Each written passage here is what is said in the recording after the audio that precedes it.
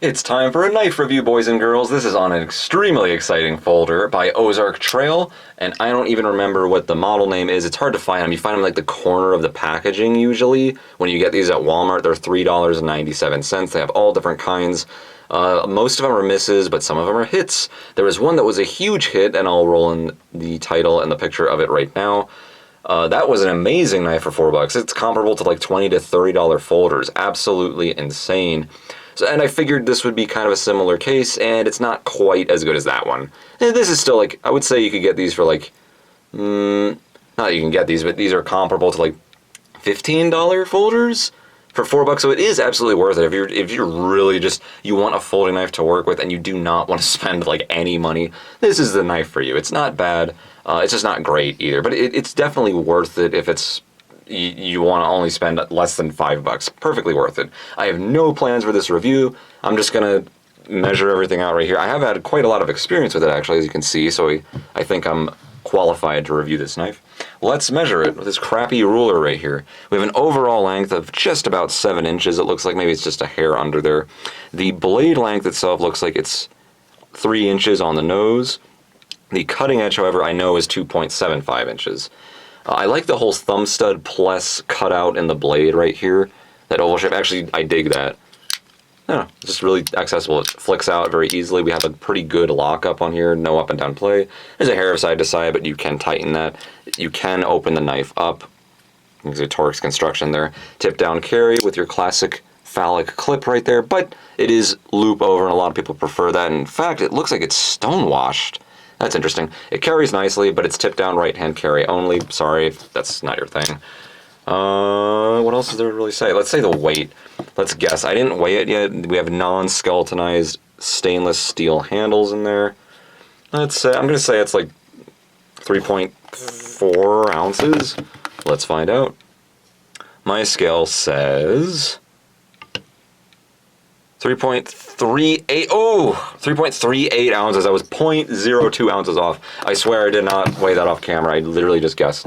But anyway, yeah, about 3.4 ounces. I like this honeycomb pattern here they have on this kind of coyote brown / light tan FRN handle scale. I believe it's FRN. I don't think it's plastic. I don't really have a way to test other than smacking it against the sidewalk, which I don't want to do. But it's never been an issue for me, so it's kind of redundant anyway. There's our stop pin. It is a liner lock. They did a pretty good job with the jimping on the liner right here. And I say that because the other knife I'm trying to compare this to, roll on the title of it again if you need that, is it did not do a very good job with the liner lock right there. It kind of jutted out, but yeah, they kind of fixed that with this one. Then we have some sort of jimping up here. It reminds me of the Cold Steel Tough Lights jimping. It's not that effective, not that it's really that big of a deal. I'm not a huge fan of the blade shape. I guess it's a drop point, but it just looks like a dodo beak. I don't know, it's just awkward to me. I don't like how it's not pointy enough for me. It's almost like a spear point. It's just wonky. It reminds me of a spear point. I think it's a spear point. What would you call that? I don't know, but we have what looks like a hollow, I believe that's a hollow grind on there. It is a 440 mystery steel of some kind, and it's not that great.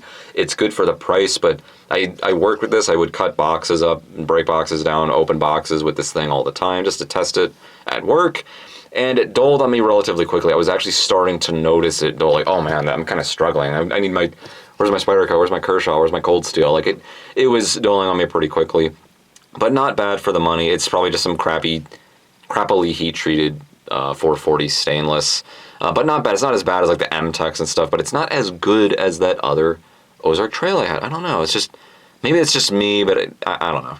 It's not terrible, but for $4, that's exactly what you should be expecting anyway. Don't like the shape, but I do like how it deploys. I like the lockup on it. It's fast. The grip, it's kind of a weird handle too, but it feels okay. I just feel like my pinky's like, oh, I want a little bit more of something to grip onto. But you have kind of a bit of a reach here, so if you're going for the whole defense thing, you know, that's not bad either for that 2.75 inch edge. We have a very legal blade here. Most places will allow you to carry that. But you can also choke up here, and you have a little bit more to work, a little bit more control, but it's sort of like the choil right here, the cutout anyway, is just not, it's not exactly round enough. I kind of wish they did more of a cutout so it had more of a half circle shape, but instead it's kind of like a quarter of a circle shape. It's kind of awkward. Not the most comfortable, but it's not bad either. That's kind of just nitpicking it. The thumb studs are good, cylindrical, and they taper slightly at the top. Yeah, there's not a whole lot else to say about that. It's not a really heavy knife. It's not a very light knife. It's got a thick handle. I like the honeycomb pattern on here again. It carries well. Kind of looks like a stonewash finish on there too, that's a plus. So, I'm not trying to say the blade steel is bad on here, because when you cut a bunch of cardboard, cardboard's almost an abusive test on your edge because there's so many impurities in it. It dulls knives quickly, very, very quickly. But that's probably the number one thing people are cutting with their knives is cardboard. So, I don't know. There's not a whole lot else to say about this knife. If you like the way it looks, it's not a bad knife for the money. It's one of the better Ozark Trail options, because I've tried maybe 5 or 6 different Ozark Trails, and most of them developed play issues. I would have problems with them down the line, but this one I have not. So it's one of the better ones if you don't mind the way it looks. Just figured I'd do a quick little review on there. If you want a utility knife to work with, this is going to beat a box cutter for sure.